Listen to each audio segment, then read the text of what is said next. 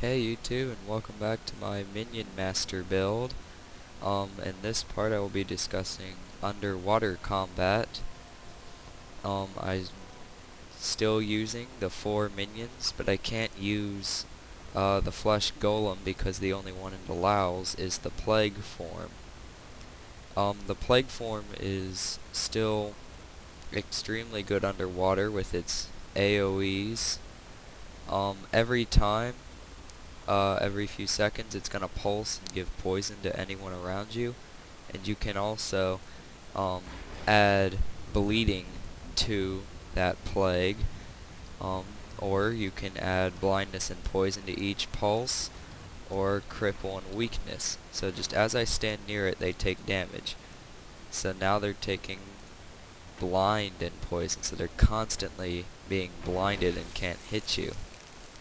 You don't need to spam those, it will continuously replace that talent. It does have a long recharge, however. That's the only downside to this. So, with the trident now, just like the scepter, every time I hit an opponent, it bleeds them. It's just a basic attack. It's got the range of a staff, which is excellent. The feast ability is an AoE pulse that weakens and damages the foes around me and gives decent life force. This one is a charge. You leap at them and leaves a trail of poison behind you. Always nice to have. Sinking Tomb is an interrupt. Works a lot like the daze on the Warhorn. And that's great for keeping enemies away from the surface of the water. Frozen Abyss is where the combos for the underwater combat comes in. It's an AoE chill and vulnerability, and it does great damage and pulses after its final damage. So I'm going to show you all it.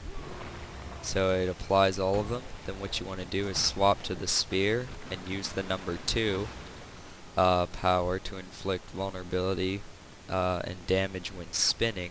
And it'll apply, as you saw, up to 13 stacks of vulnerability, dealing immense amounts of damage. And it can take anyone down very quickly. If that didn't end them and they start to run away, you have your 4 and 5 power to stop them.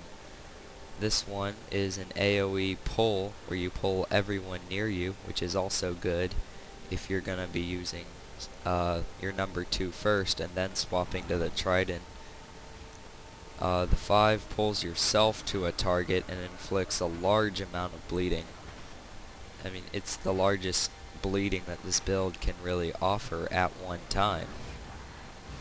But Deadly Feast works like the Locust Swarm, which is an AoE that gives you swiftness, and it actually already siphons for you.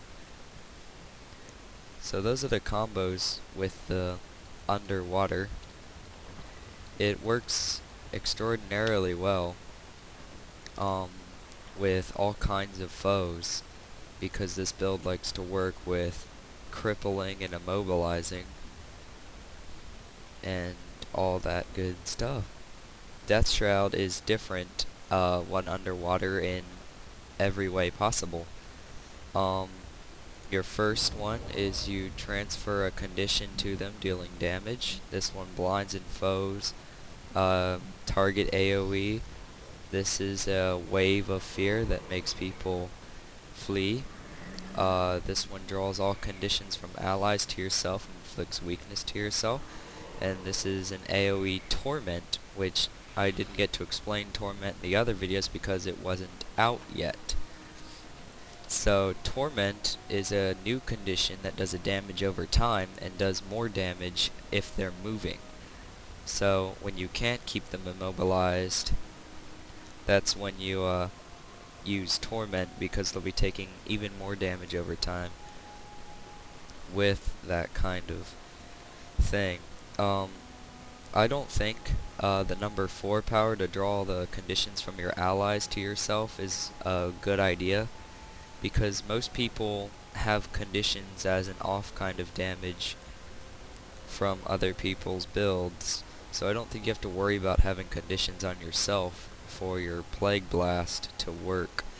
I think it works just fine without using the 4, and it weakens yourself in a lot of ways, and you might be killing yourself by activating that power.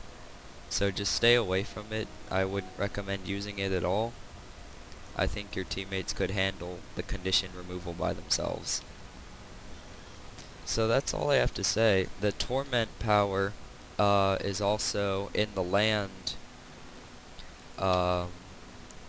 Death Shroud. And when you come out of water, your minion is back, and your jagged horrors that get summoned from underwater will follow you onto land. So that's always a good plus. So yeah, that's all I have for underwater, otherwise to show you the sigils, which I just have battle on the spear and the hydromancy on the trident, mostly because with hydromancy I like to keep the chill on people with the 5 power, because the chill keeps them close by and keeps their skills down, so they can't hurt you as fast as they might want to. Then when you have to swap for the spear to do quick up close damage while they're chilled, you want the might to increase your damage overall with the stacks of vulnerability, and you still get all that siphoning and toughness that you get from the traits. So that's how underwater combat works. I will be putting out a video of the actual combat with my Necromancer on land and underwater to show you the best of both worlds, and that you can be just as deadly on land as you are in water. And I will be explaining more strategies of combat as they come along, and some downsides to this build, which are very minimal to this kind of build. So thank you all for watching. Please leave a like and comment below on what you thought of the video, and how I might improve upon this build if you have any suggestions. Thank you all for watching, and have a great day.